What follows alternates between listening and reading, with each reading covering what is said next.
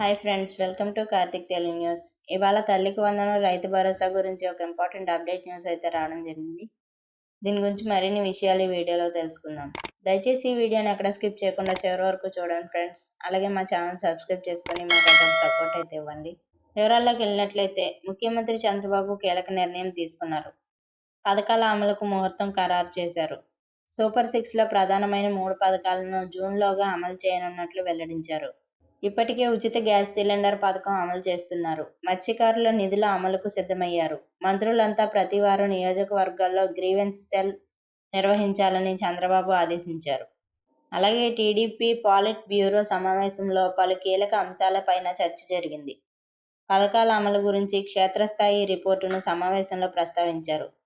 ఇక దీంతో జూన్లోగానే ప్రధానమైన 3 పథకాలను అమలు చేస్తామని చంద్రబాబు వెల్లడించారు. 2014-2019 మధ్య జరిగిన తప్పిదాలు పునరావృతం కాకుండా పక్కాగా అమలు చేయాలని నిర్ణయం తీసుకున్నారు. అందులో భాగంగా తల్లికి వందనం, అన్నదాత సుఖీభవ పథకాలు ఈ ఏడాది ప్రారంభించాలని సీఎం స్పష్టం చేశారు.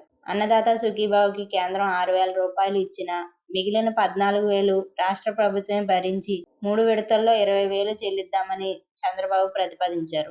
ఇక దీంతో ఫిబ్రవరిలో కేంద్రం సీఎం కిసాన్ నిధులు విడుదల చేసిన తర్వాత 3 విడతలుగా రాష్ట్ర ప్రభుత్వం మిగిలిన 14,000ను రైతుల ఖాతాల్లో జమ చేయనుంది. అదేవిధంగా తల్లికి వందనంలో భాగంగా చదువుకునే పిల్లలు ఉన్న తల్లుల ఖాతాల్లో విద్యా సంవత్సరం ప్రారంభానికి ముందే నిధులు జమ చేయాలని నిర్ణయించారు. ఈ మేరకు పథకం అర్హుల లెక్కలు ఖరారుపైన కసరత్తు జరుగుతోంది.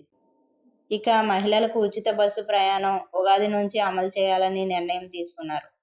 ఈ పథకం అమలు దిశగా అధికారులు పూర్తి నివేదిక సమర్పించారు. సో ఫ్రెండ్స్, ఇది అప్డేట్.